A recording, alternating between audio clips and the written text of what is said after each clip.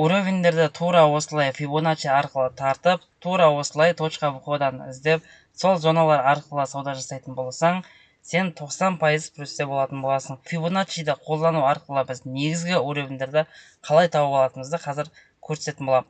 Ол үшін алдымен біз ең үлкен трендті алып алатын боламыз. Мысалы, мына жердегі максимум мен мына жердегі минимумды алатын болсақ, осы арадағы деңгейді біз сызып алып отыратын боламыз. Бұл уровендерді біз көкпен сызып қойдық. Енді келесі бір уровендерді біз тағы да Fibonacci мен кіші трендті анықтау арқылы тауып алатын боламыз. Және бізде екінші трендіміз мына жердегі төмен қарай трендті алсақ болады екен. Деңгей. Біз Fibonacci'ді удалить етіп тастаймыз. Енді осы уровендердің қалай жұмыс істегенін біз нақты көруіміз үшін 30 минуттық таймфреймге не істейтін боламыз, ауыстыратын боламыз. Енді жақындатып қарайтын болсақ, міне мына жердегі дәл қазіргі уақытта бізде шорт позициясы орын алып жатыр, және мен бұл жерден шорт позициясына кірген болатынмын. Және одан кейінгі деңгейлерді қарайтын болсақ, осы аймақтардан шорт мына жерден бай болған, мына жерден көтерілген, қарап тұратын болсақ, мына жерден көтерілген.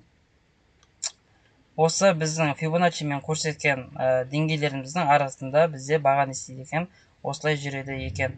Көтерілген жерлері, поддержкалары, қарсылық білдірген жерлері, мына жерден қарсылықтары, мына деңгейден бізде көтермеген жерлері. Бізде жалпы бағаларымыз осы деңгейлердің бойынан істеген екен, болған екен. Мына жерде қайта осы бағаның тұстарына не болған, қарсылық болған. Мына жерден бағаны қайтарған, мына жерден көтерген, мына жерден көтерген, поддержка алған және қарсылық білдірген жерлеріміз осы зоналардың бойынан болған екен.